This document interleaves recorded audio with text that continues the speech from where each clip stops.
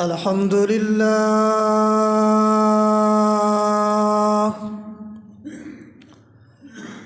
الحمد لله وكفى وسلام على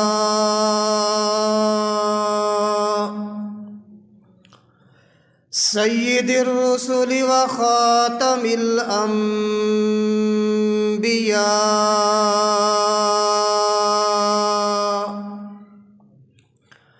صلى الله تعالى عليه وعلى آله وأصحابه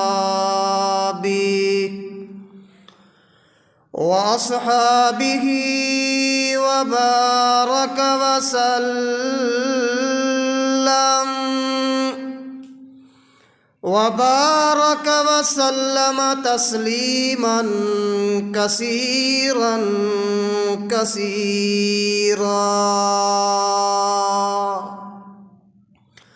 صلاة تكون للنجاة وسيلة ولعلو الدرجات كفيلا، صلاة تحل بها العقد وتفرج بها الكرب، صلاة تكون لك رضاء ولحقه أداء.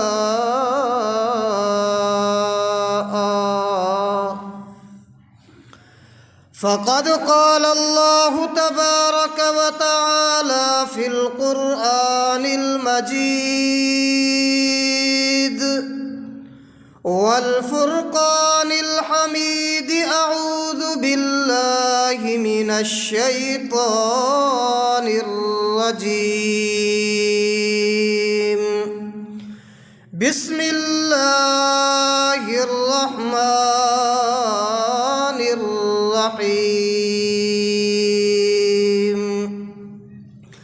ومن آياته أن خلق لكم من أنفسكم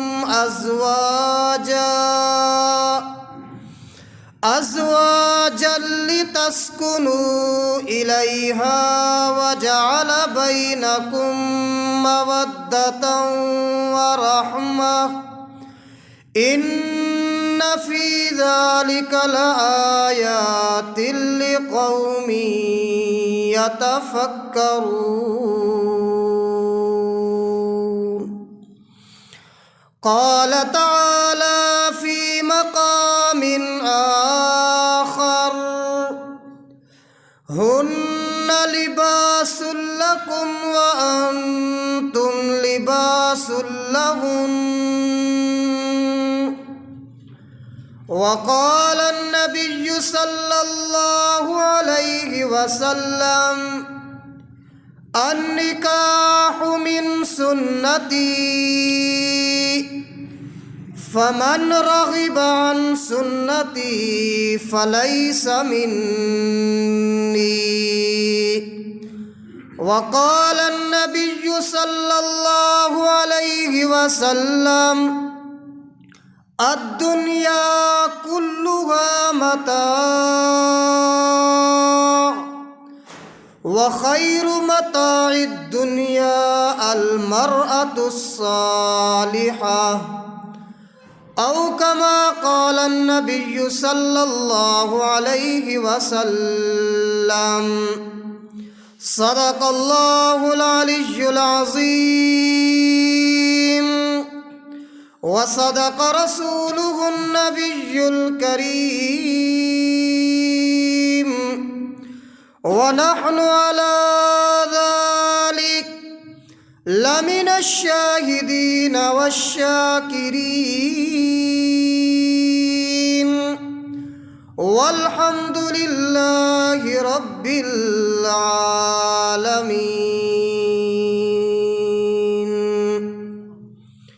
إن التيا ريح الصبا يوما إلى أرض الحرم، إن التيا ريح الصبا يوما إلى أرض الحرم بلغ سلامي روزة فيها النبي المحترم ما إن مدحت محمدا بمقالتي لكن مدحت مقالتي بمحمد. اللهم صل على سيدنا ومولانا محمد وعلى آل سيدنا ومولانا محمد وبارك وسلم. تمام حضرات محبت و ذوق کے ساتھ عبادت کی نیت سے حضور اکرم صلی اللہ علیہ وسلم کی ذات بابرکات پہ تحفہ درود و سلام پڑھ لیجئے. اللہم صلی علی سیدنا مولانا محمد. اللہ تبارک و تعالیٰ کی بے انتہا حمد و توصیف، سرور کائنات مفخر موجودات، رحمت للعالمین مراد للمشتاقین، امام الانبیاء والمرسلین، حبیب کبریاء احمد مجتبی حضرت محمد الرسول اللہ صلی اللہ علیہ وسلم کی ذات اقدس پہ تحفہ درود و سلام پڑھنے اور بھیجنے کے بعد، محترم دوستو، بزرگوں، مکرم نوجوان ساتھیوں، قابل صد تعظیم و صد اکرام میری محترمہ موقرہ اور مؤدبہ اسلامی مائیوں اور بہنوں، قرآن مجید فرقان حمید میں سے چند آیات بینات تلاوت کی اور حضور اکرم صلی اللہ علیہ وسلم کے فرامین طیبہ میں سے بھی کچھ احادیث مبارکہ آپ کے سامنے پڑھی. دعا ہے کہ پروردگار عالم اس گناہ گار عاجز کو حق اور سچ بیان کرنے کی توفیق نصیب فرماویں. میرے عرض کرنے کے بعد، آپ حضرات کے سننے کے بعد، اللہ میاں فریقین کو عمل کرنے کی بھی توفیق نصیب فرماویں. محترم سامعین، جو آیات بینات تلاوت کی گئیں، ان کا خلاصہ ان آیات کریمہ کے اندر اللہ تبارک و تعالی نے جہاں پر اپنی قدرت کی اور بے شمار نشانیاں ارشاد فرمائیں، جہاں پر اپنی توحید کے اور بے شمار ارشادات عالیہ نازل فرمائے، انہی نشانیوں میں سے اور آیات میں سے ایک نشانی قدرت کی فرمایا وَمِنْ آيَاتِهِ أَنْ خَلَقَ لَكُم مِّنْ أَنفُسِكُمْ أَزْوَاجًا. اے میرے بندو، ذرا میری پہچان پیدا کرو، میں تمہارا وہ خالق اور مالک ہوں، میں تمہارا وہ اللہ ہوں. ان خلق لکم من انفسکم ازواجا، دنیا میں تمہیں اکیلا نہیں چھوڑا بلکہ دنیا کے اندر تمہیں جوڑا جوڑا کر کے پیدا فرمایا ہے. ازواج کا لفظ زوج پہ دلالت کرتا ہے. ازواج کا لفظ اسی سے نکاح بھی مراد ہے. تو جہاں پر اللہ کی قدرت کی اور بے شمار نشانیاں ہیں، وہاں پر فرمایا تم نکاح کرو گے، شادیاں کرو گے، اس سے بھی میری قدرت کی ایک بہت بڑی نشانی پر دلالت ہوتی ہے.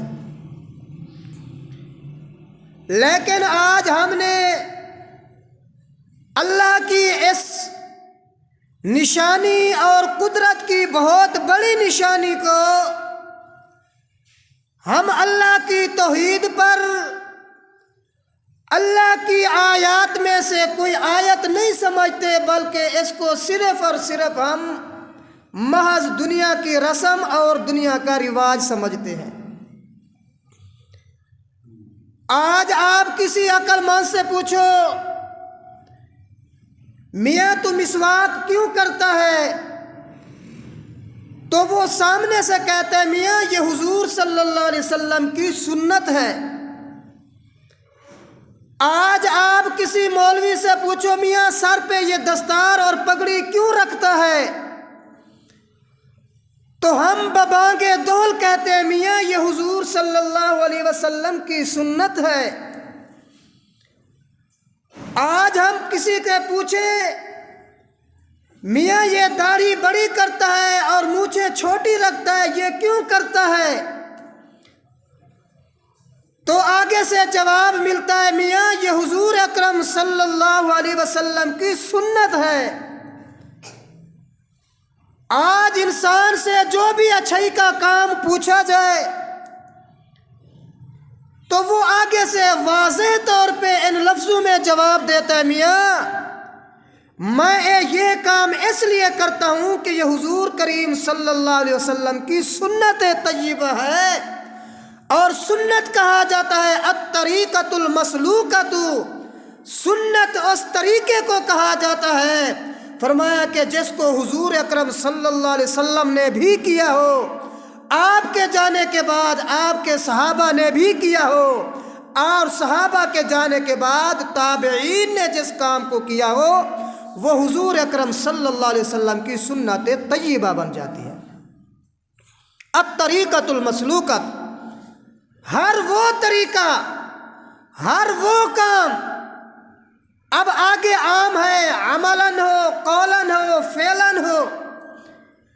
ایک وہ طریقہ ہے جس کا حضور صلی اللہ علیہ وسلم نے حکم دیا، ایک وہ طریقہ ہے جو کام ہے جس کو آپ نے کر کے دکھایا، اور ایک وہ سنت ہوتی ہے کہ حضور نے نہ قولاً حکم فرمایا نہ آپ نے فعلاً کر کے دکھایا، لیکن وہ کام آپ کی موجودگی میں آپ کے سامنے کیا گیا، آپ نے اس پہ تنکیر نہ فرمائی، آپ نے اس کو غلط قرار نہ دیا، تو یہ بھی تیرے اور میرے محبوب صلی اللہ علیہ وسلم کی سنت بن جاتی۔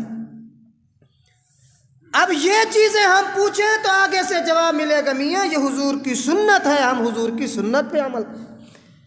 لیکن جب پوچھا جائے میاں شادی کیوں کر رہے ہو، آپ دانا لوگ بیٹھے ہیں، باشعور لوگ بیٹھے ہیں، سفید داڑھیوں کے مالک ہیں، میں آپ سے پوچھتا ہوں کہ آپ مجھے سچ سچ بتلائیں کبھی آپ نے یہ چیز پوچھی اور سامنے سے جواب ملا میاں یہ حضور کی سنت پہ عمل کر رہے ہیں، کبھی کسی نے کہا ہے؟ آج تک میرے کانوں نے تو نہیں سنا کہ کبھی کسی نے یہ کہا ہو بیٹے بیٹی کی شادی کر رہا ہوں، نکاح کر رہا ہوں، ازدواجی زندگی ان کو دے رہا ہوں، یہ حضور کی سنت ہے۔ آگے سے جواب ملتا میاں بس بیٹا بیٹی بڑے ہو گئے، میں نے کہا چلو شادی کر، میاں بس اب جو ہے نا رشتہ مل گیا ہے، اب بس ان کی شادی کر رہا ہوں۔ میاں لوگ تانا دیتے ہیں تیرا بیٹا بڑا ہو گیا، بیٹی بڑی ہو گئی، بس اس وجہ سے ان کی شادی اور بیاہ کر رہا ہوں۔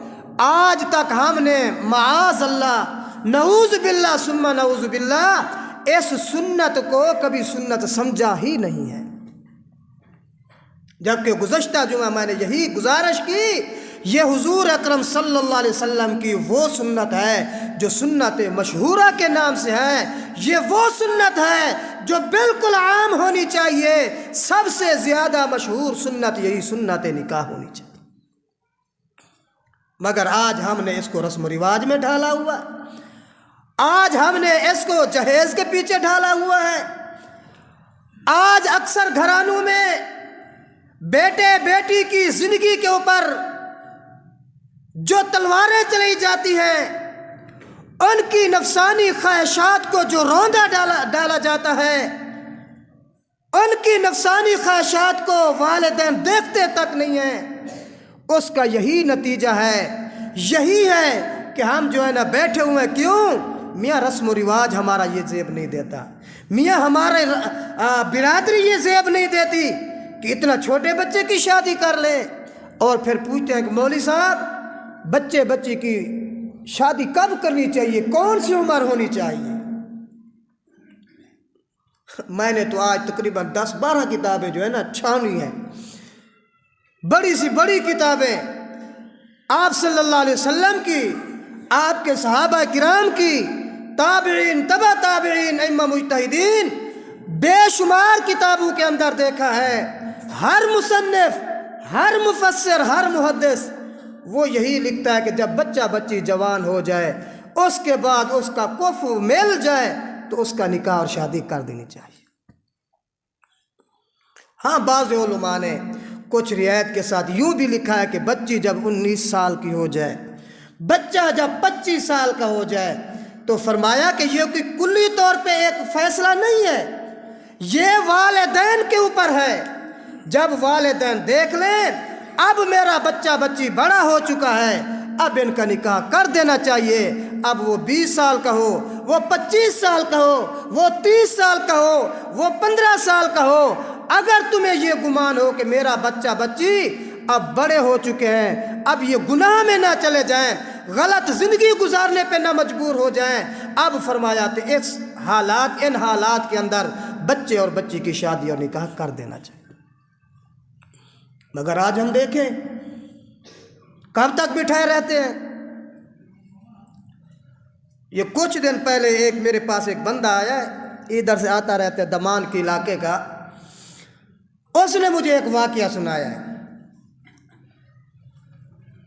اس نے کہا کہ ہمارے علاقے میں 2 بھائی رہتے تھے، ایک کا نام تھا ادو اور ایک کا نام تھا ودھو۔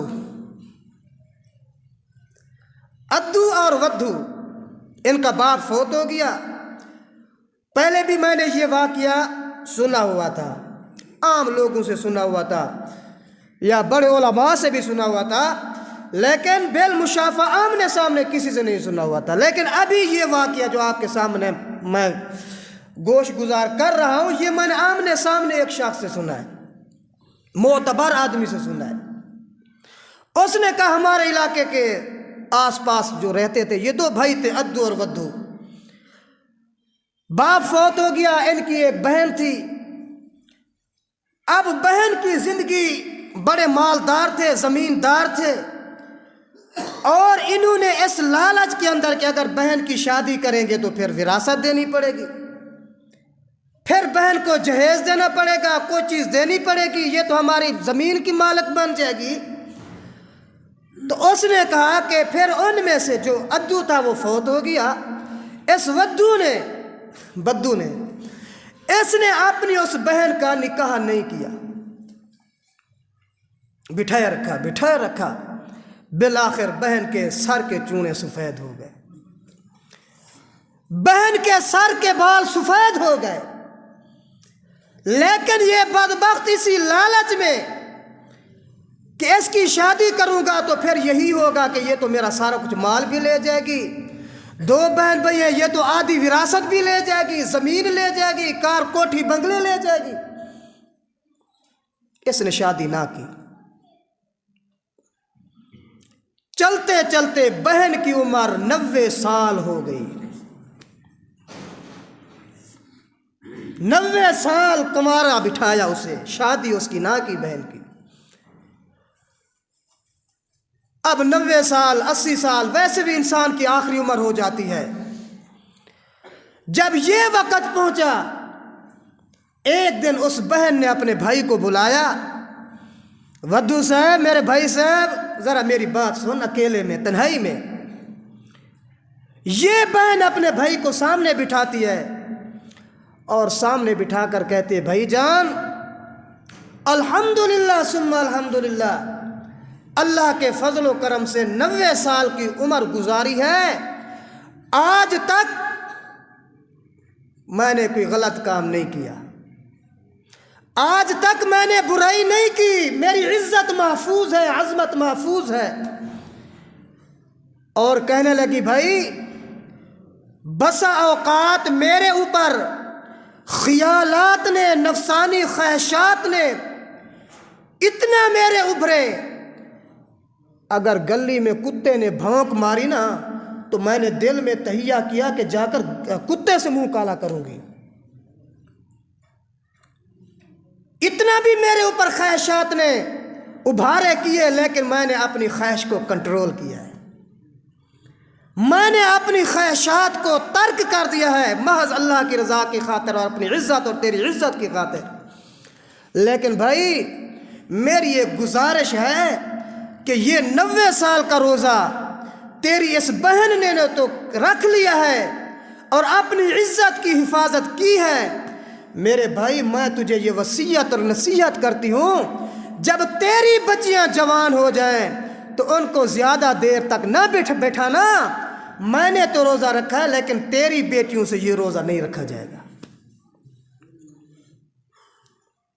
تو مسلمانوں آج ہمارے اندر یہی چیز ہے، آج بسا اوقات وراثت کی وجہ سے نکاح نہیں ہوتے، آج بسا اوقات جو ہے نا ہم دنیا کی عار کو دیکھتے ہیں، اپنے رسم و رواجات کو دیکھتے ہیں، جس کی وجہ سے ہم نکاح جلدی نہیں کرتے۔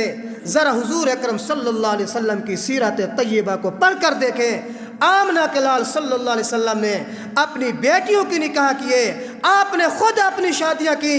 آپ فرماتے ما زوجت من نسائی اور وما تزوجت من بناتی الا بوحی، لوگوں نہ میں نے اپنا نکاح اپنی مرضی سے کیا، نہ میں نے اپنی بیٹیوں کے نکاح اپنی مرضی سے کیے، جبرائیل امین اوپر سے تشریف لاتے تھے، اللہ کا حکم لاتے رہے اور میں اپنی بیٹیوں کے نکاح کرتا رہا۔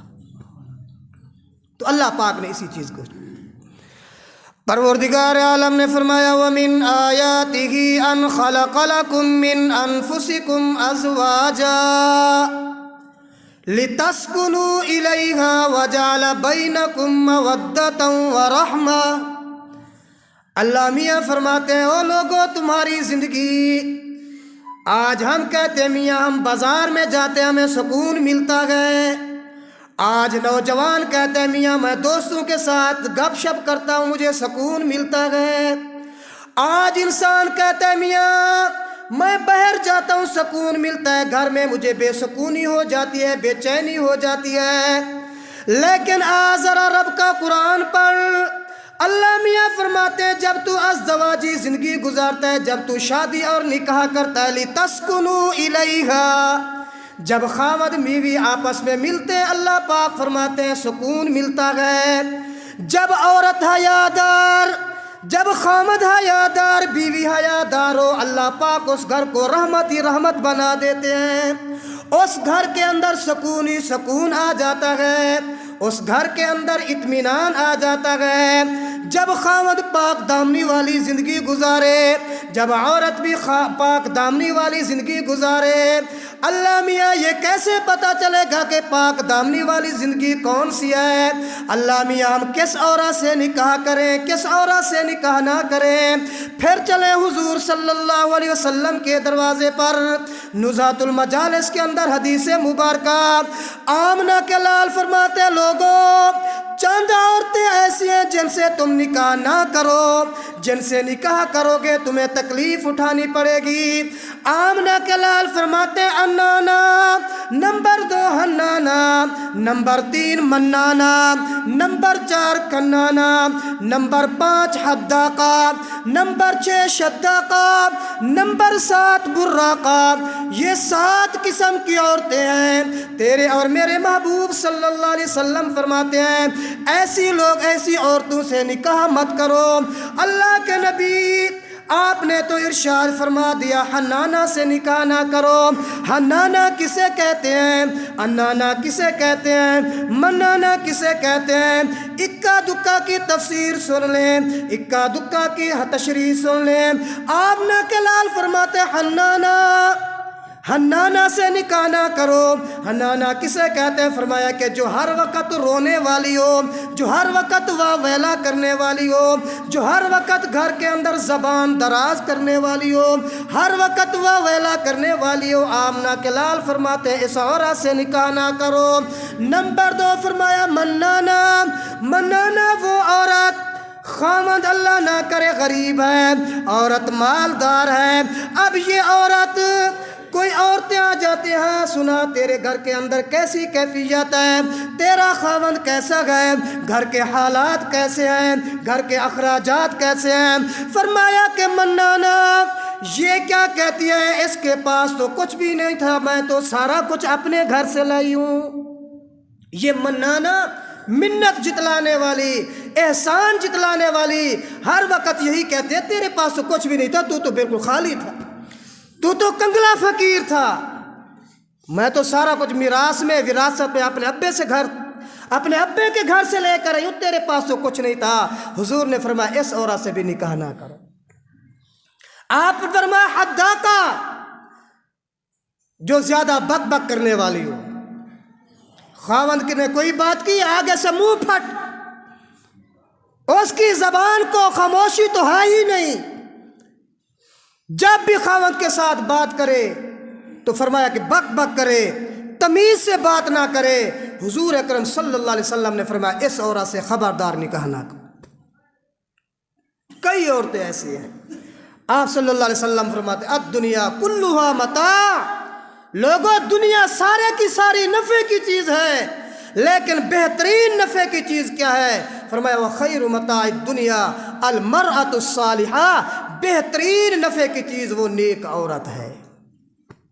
جس گھر میں نیک عورت آ جائے اس گھر کے اندر اللہ کی رحمتیں ہوتی ہیں، اس گھر کے اندر اللہ پاک کی برکتیں نازل ہوتی ہیں، اس گھر کے اندر اللہ پاک کے فرشتے نازل ہوتے ہیں۔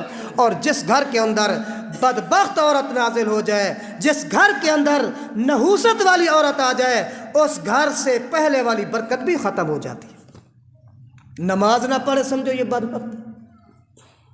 جو عورت اللہ کی نہیں وہ تیری میری نہیں ہو سکتی۔ آج تک سارے دے بھائی بڑی مالدار جج دی تھی ہے، کرنل تے جرنل دی تھی ہے، لیکن کبھی یہ بھی تو دیکھ لینا آیا کہ نماز بھی پڑھتے کہ نہیں پڑھتی۔ ہمیں استاد جی نے بتلایا، فرماتے تھے کتابوں میں آتا ہے اگر تمہیں پتہ ہو کہ جو میرا داماد بن رہا ہے اور یہ کیا نہیں کرتا، نماز نہیں پڑھتا، فرمایا کہ اگر تم نے اس گھر کے اندر اپنی لڑکی دے دی تو سمجھ لو تم نے ایک کافر کے گھر کے اندر لڑکی دے دی۔ اس کی دنیا کو تو ہم دیکھتے ہیں، کاش کہ ہم اس کی دین کو بھی دیکھیں نا، کہ آیا کہ اس کے پاس دین بھی ہے کہ نہیں ہے۔ حضور اکرم صلی اللہ علیہ وسلم کی 4 بیٹیاں، سب کا باپ حضرت محمد مصطفیٰ صلی اللہ علیہ وسلم، اور سب کی ماں حضرت خدیجہ الکبریٰ رضی اللہ تعالی۔ حضرات علماء کرام لکھتے ہیں آمنہ کے لال صلی اللہ علیہ وسلم کی سب سے بڑی صاحبزادی حضرت زینب رضی اللہ تعالی عنہ۔ آمنہ کے لال کی 4 صاحبزادیاں سیدہ زینب، سیدہ رقیہ، سیدہ ام کلثوم اور سیدہ فاطمہ الزہرا۔ سب سے بڑی صاحبزادی حضرت زینب۔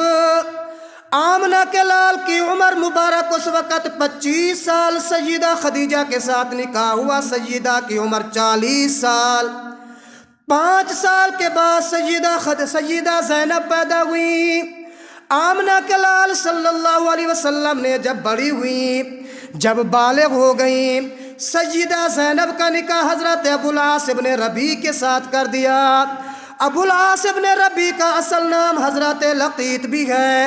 سیر الصحابہ والے بزرگ لکھتے ہیں جب حضرت ابو العاص ابن ربیع کا نکاح ہو گیا، یہ اس وقت کی بات ہے کہ جس وقت مشرک اور موحد کا نکاح آپس میں جائز ہوا کرتا تھا۔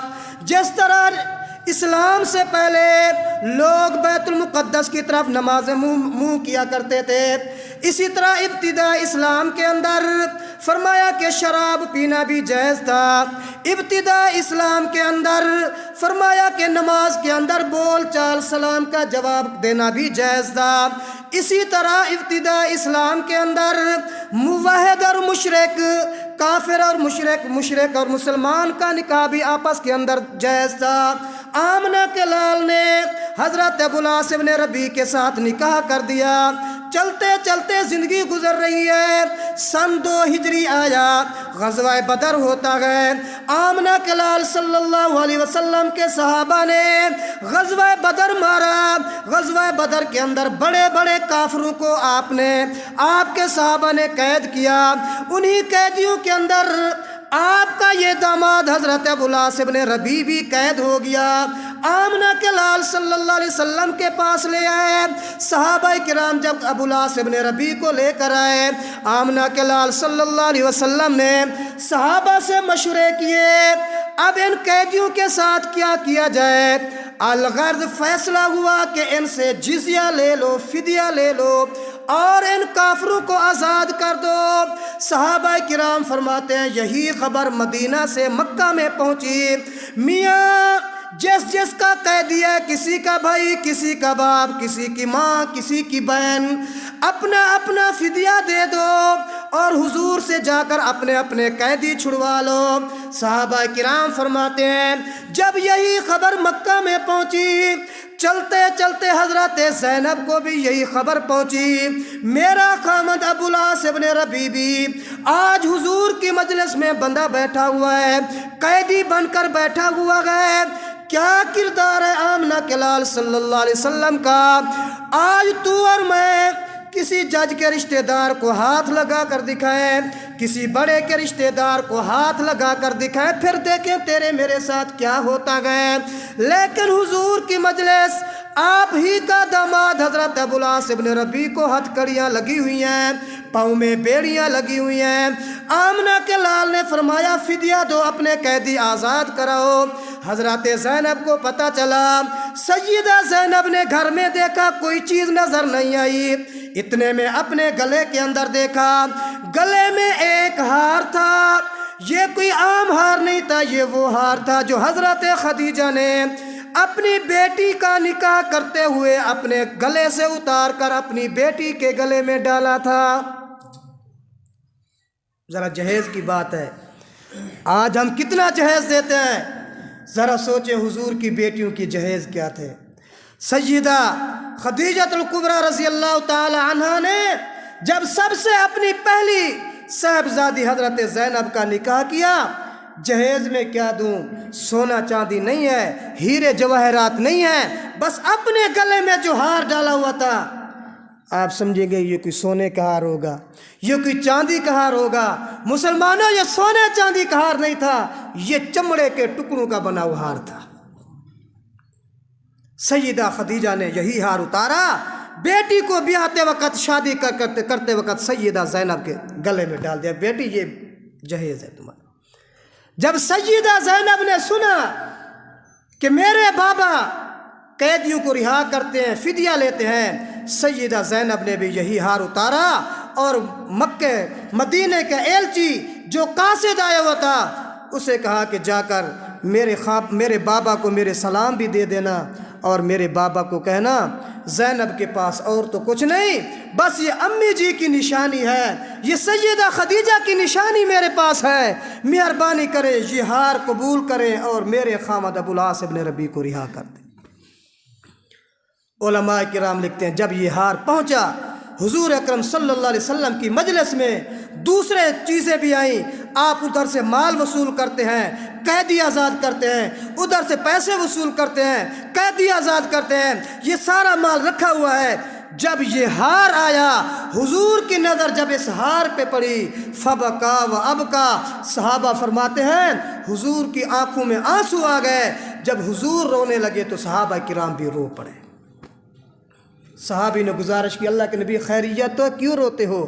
آمنہ کے لال صلی اللہ علیہ وسلم نے فرمایا کہ لوگو، میرے صحابہ تمہیں علم نہیں، یہ کوئی عام ہار نہیں ہے، یہ میری زوج اول حضرت خدیجہ الکبریٰ کا ہار ہے۔ مجھے یہ ہار دے کر میری بیوی خدیجہ کی ادائیں یاد آ رہی ہیں، مجھے ان کی وفائیں یاد آ رہی ہیں، مجھے ان کے ساتھ زندگی گزری یاد آ رہی ہے۔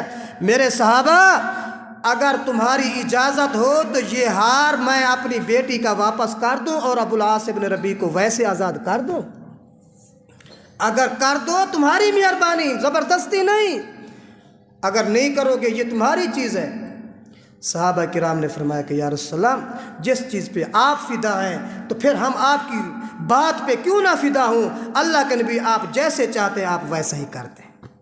آپ صلی اللہ علیہ وسلم نے ابو العاص ابن ربیع کو بھی آزاد کر دیا، اپنے داماد کو آزاد بھی کیا، ہار بھی واپس دیا، اور فرمایا کہ مکے میں جا کر میری بیٹی سیدہ زینب کو آپ نے مدینہ میں پہنچا دینا۔ آخری بات، سیدہ زینب رضی اللہ تعالیٰ عنہ کے پاس ابو العاص ابن ربیع پہنچتا ہے۔ شرط لگی ہوئی تھی، آپ نے اپنے بھائی کنانہ بن ربیع کو کہا کہ آپ اپنی اس بھابھی کو لے کر، آپ اس کو لے کر جو ہے نا حضور اکرم صلی اللہ علیہ وسلم کی امانت ہے، آپ نے مدینے تک پہنچانا ہے۔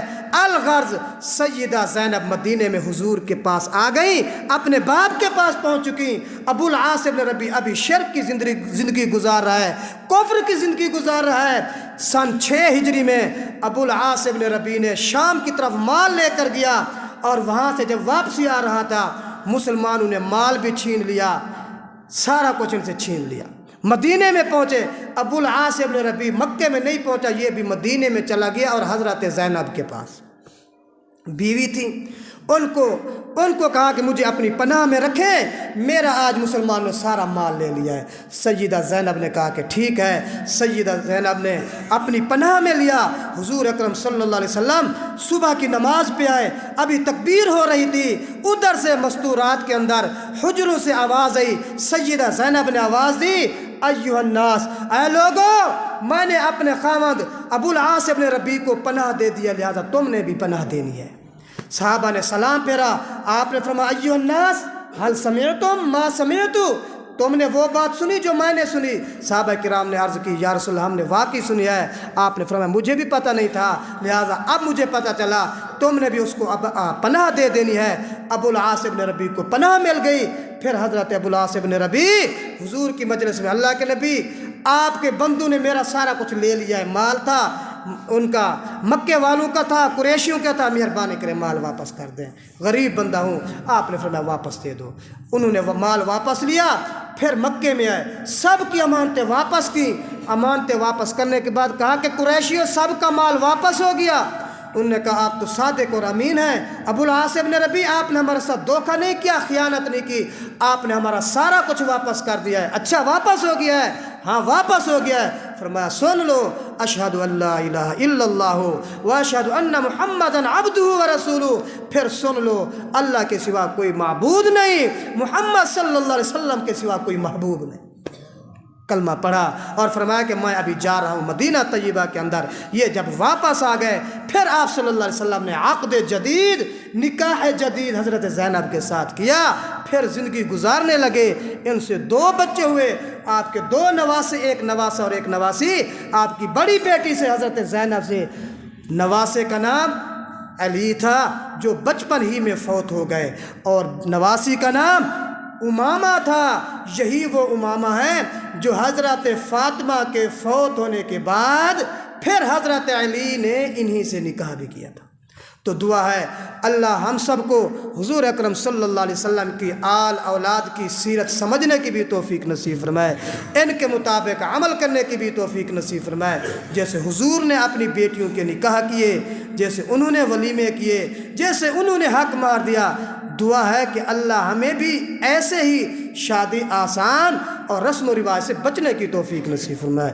وآخر دعوانا ان الحمدللہ رب العالمین۔